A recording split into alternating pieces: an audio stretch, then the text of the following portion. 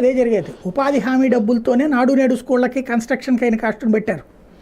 ఉపాధి హామీ డబ్బులతోనే ఆ కూలీల జీతాలు ఇచ్చారు, వేతనాలు ఇచ్చారు.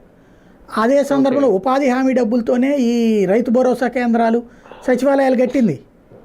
అట్లాగా ఉపాధి హామీ డబ్బులు ఏం చేసేస్తున్నారంటే, పేరేమో వాస్తవం ఉపాధి హామీ ఎందుకు పెట్టారు ఒకప్పుడు, పనికి ఆహార పథకం. బియ్యం తీసుకెళ్ళి మనం ప్రతి ఏడాది సేకరించిన బియ్యం ఏం చేయాలో అర్థం కాక రేషన్ భూమి మిగతా అదంతా సముద్రంలో పారబోసేవాళ్ళం. అటల్ బిహారీ వాజ్పేయి టైంలో ఆ విషయంలో సుప్రీంకోర్టులో పిల్లు పడింది. ఇట్లా బియ్యం పారబోస్తున్నారంటే అవునా అని అడిగింది సుప్రీంకోర్టు. అవునని ఒప్పుకుంది కేంద్ర ప్రభుత్వం. అదేందయ్యా అంటే మరి ఏం చేయాలంటే ఆ బియ్యాన్ని ఎవరికైనా ఇద్దామంటే పనికిరాదు, విదేశాలు పంపించాలంటే మళ్ళీ ఇదే దమిడి డాష్కి ఏగానికి క్షవరమని ఇక్కడ మళ్ళీ సేకరించి మళ్ళీ అక్కడికి పంపిస్తే దానికి ఒక కాస్టు, వాళ్ళకి ఎవరికైనా ఫ్రీగా ఇవ్వడానికి. పోనీ వాళ్ళకేమో మేము పంపించేస్తాం, మీరు ఫ్రీగా తీసుకుంటారు, ట్రాన్స్పోర్టేషన్ ఖర్చు పెట్టుకోండి అంటే ఆఫ్రికా దేశాల వాళ్ళకేమో ఆ ఓపిక లేదు, ఆ డబ్బులు కూడా పెట్టుకునే ఓపిక లేదు. పోనీ అలాగే ఉంచుకుందామంటే ముక్కిపోతున్నాయి, ముక్కిపోయినది ఎన్నరో కాబట్టి పారబోస్తున్నామని చెప్పారు.